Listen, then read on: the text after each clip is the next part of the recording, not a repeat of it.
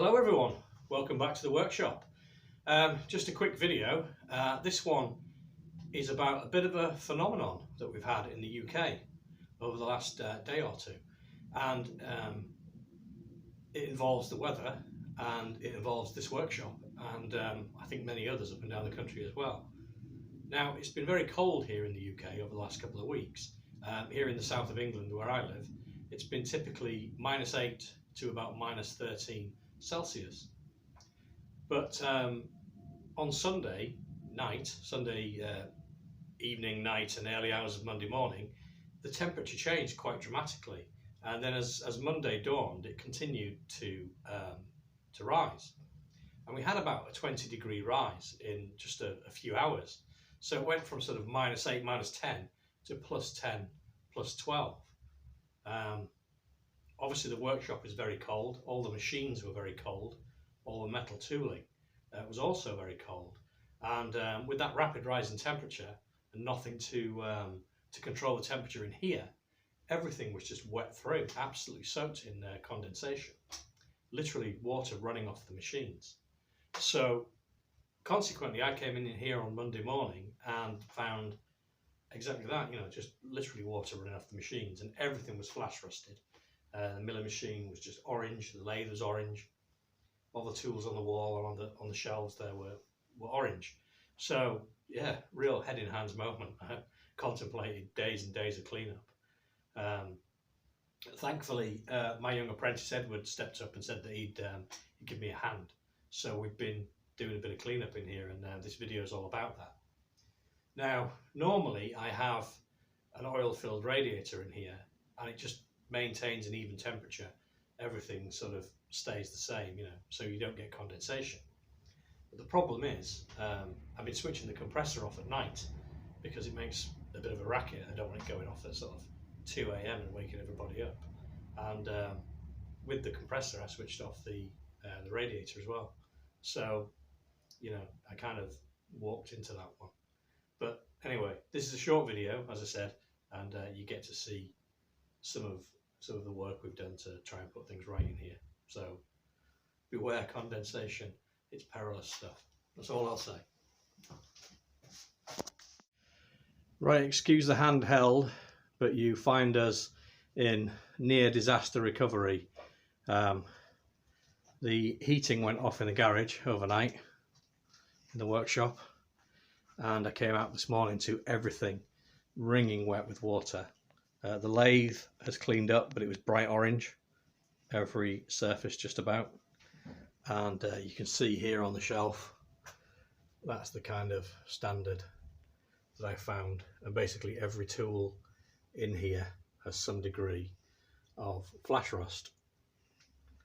So we've got a big cleanup job on our hands. Faceplate needs a clean. Thankfully, not too bad. Let's go over to the bench. So we've got bits of the lathe stripped off. They were all very, very wet, but thankfully not really too bad. Even the vice look has taken a coating of flash rust.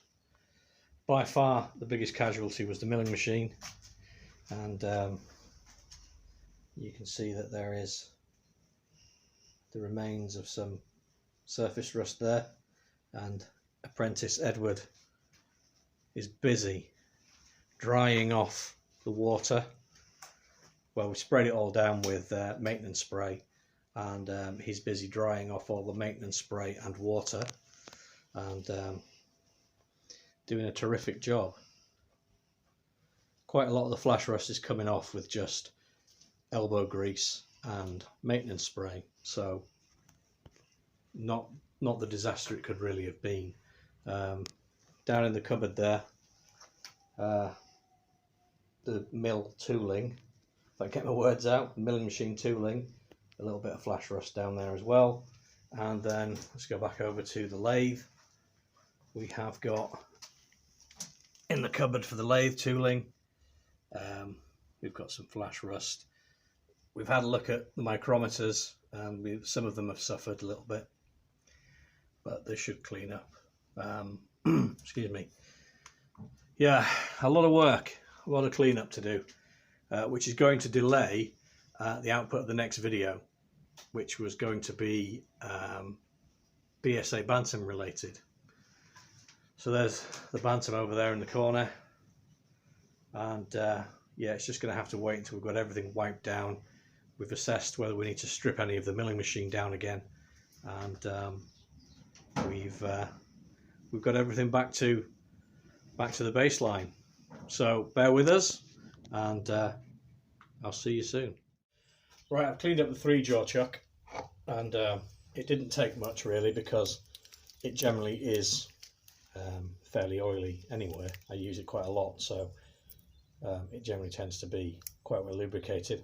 A little bit tarnished, but that's come off with a bit of a wipe and some Scotch-Brite. So I'm giving it a good blowout with the airline as well, and it's ready to go back on. I've done the same with the spindle nose. Again, it wasn't rusty. It stays oily, and it's a fairly high quality piece of steel, so it was fine. So we will put the lathe board in, and then we'll put some oil on the spindle nose and get this 3-jaw chuck reinstated. Then we'll have a look at the lathe, go back over to the bench, and figure out what's next. So excuse my elbow, is probably going to be in the way. The MCO system, it's an M39x4 thread, and it has a locking ring, split locking ring, which is tightened by an Allen key bolt or a hex head. Not that one. Must be this one. So there we go. You knit that up, and they don't come off. It's a pretty secure and reliable means of fitting the chuck. So that's that refitted.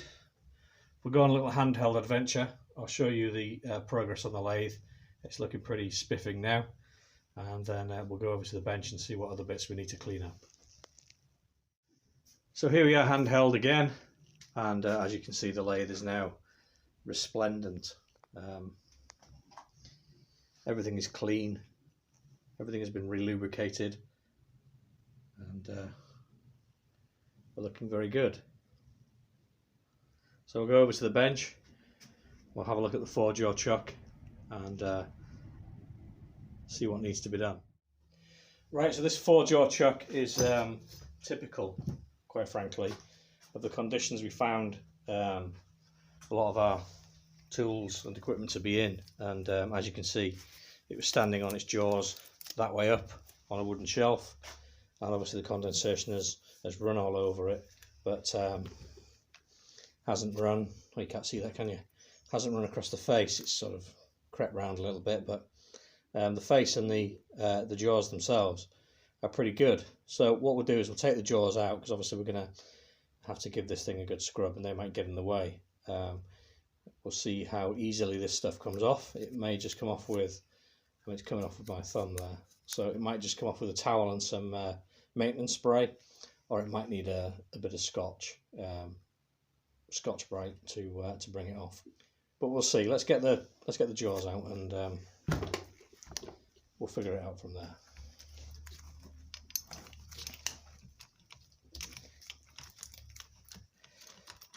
It sounds like this when you need a chuck brace, which I haven't got, but I could make one at some point, I guess. Tool making is not my favourite thing. Some people love it. I'm not one of them, unfortunately. I like the machines to do what the machines do, but I'm not one for restoring machines or making tools, but I do it when I have to.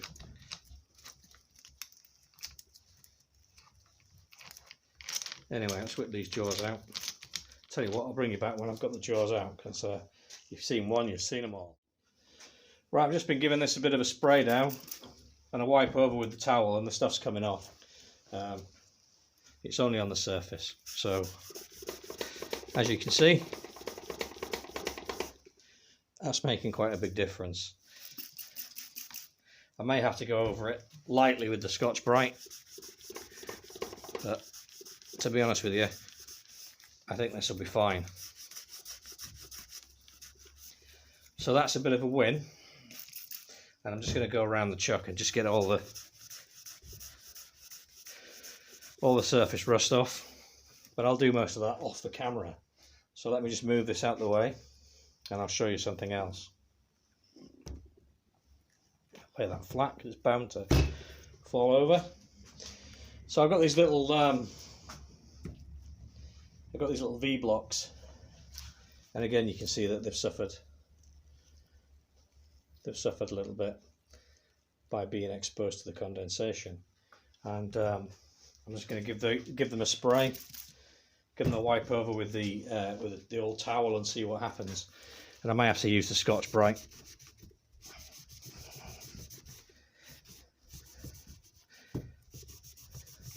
And most of that's coming off, but I think a quick going over with the Scotch-Brite won't do any harm.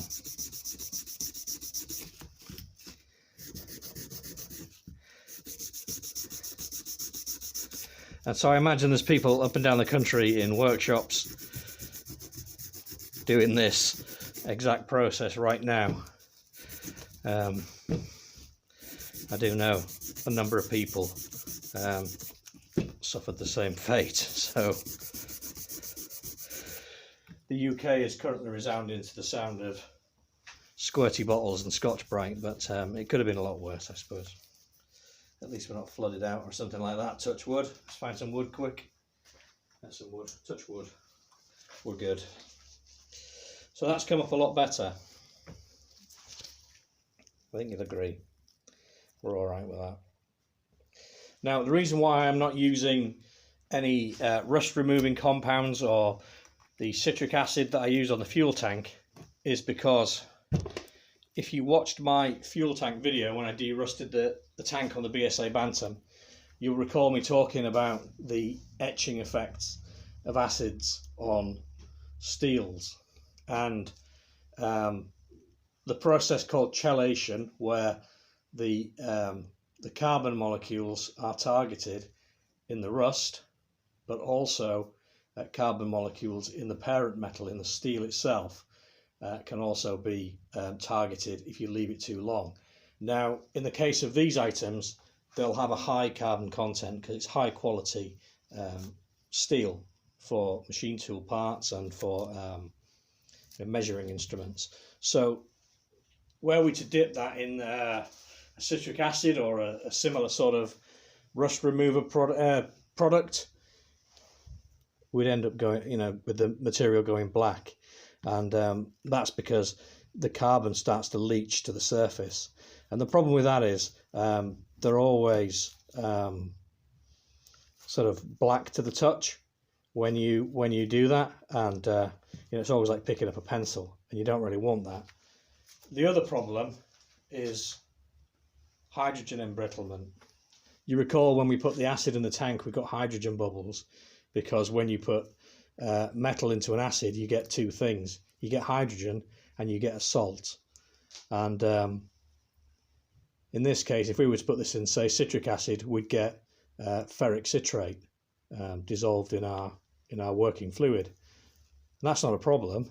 The problem is the hydrogen, because if you recall my cylinder barrel video, when I was talking about the properties of metals and the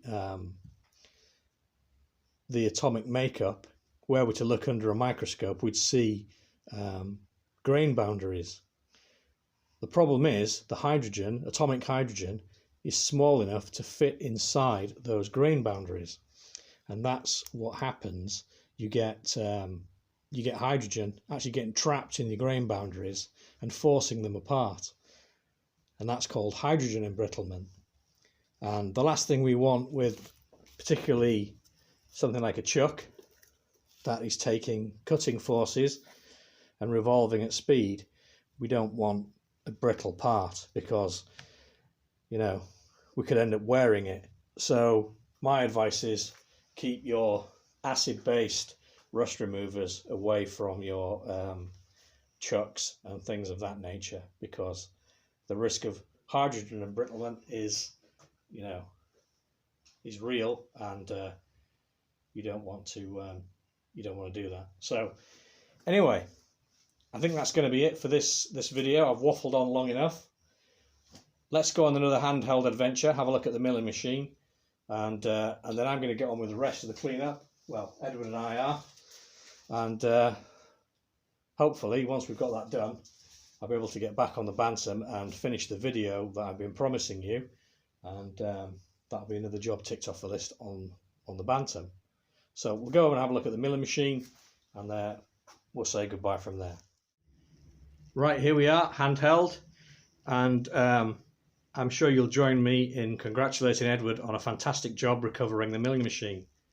Now, if you can imagine, this table was the same colour as that 4-jaw chuck we just looked at, and as you can see, it is now so much better. In fact, you know, you'd be hard pushed to tell that anything had gone wrong. Same goes for the ways, the knee ways.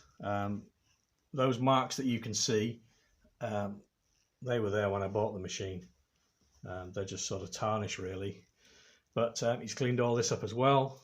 He's been up under the knee and cleaned all up under there, and the hand wheel shafts, everywhere really. Absolutely sterling job. So we're definitely back on track, and hopefully we won't allow it to happen again. Right, well, thanks very much indeed for watching. There should be another video before Christmas. If there isn't, I wish you a Merry Christmas and a Happy New Year right now, and I hope that you have a wonderful time, and I'll see you soon.